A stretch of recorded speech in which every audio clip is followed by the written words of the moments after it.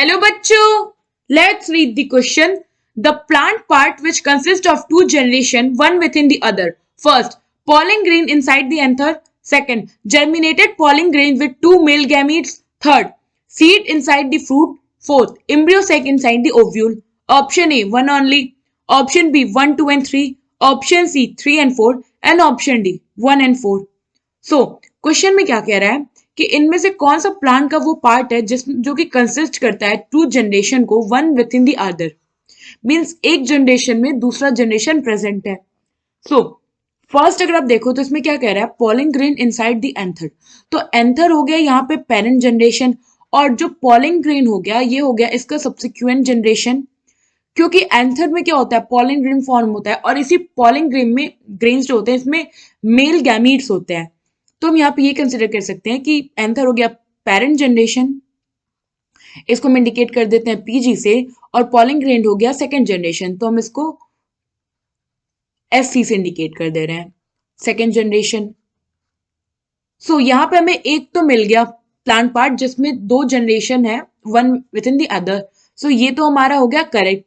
Now second option, second में क्या कह रहा है कि germinated pollen grain with two male gametes. So germinated pollen grain या जो पॉलिन ग्रेन है ये ऑलरेडी सेकेंड जनरेशन है.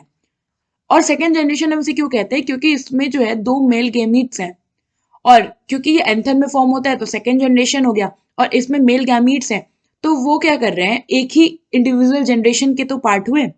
सो ये हो गया इनकरेक्ट.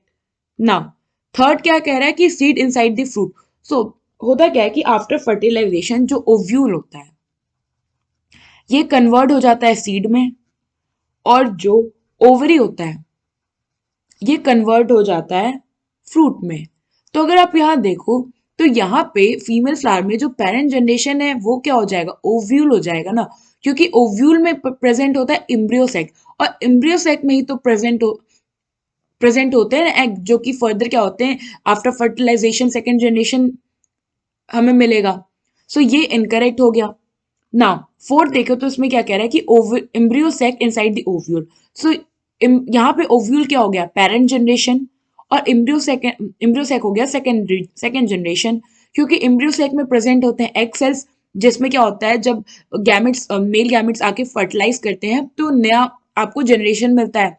सो ये भी आएगा under the category to generation one within the other. तो ये हो गया करेक्ट. सो यहाँ पे फर्स्ट और फोर्थ जो है ये करेक्ट है. So on this basis option D जो है ये करेक्ट ऑप्शन है.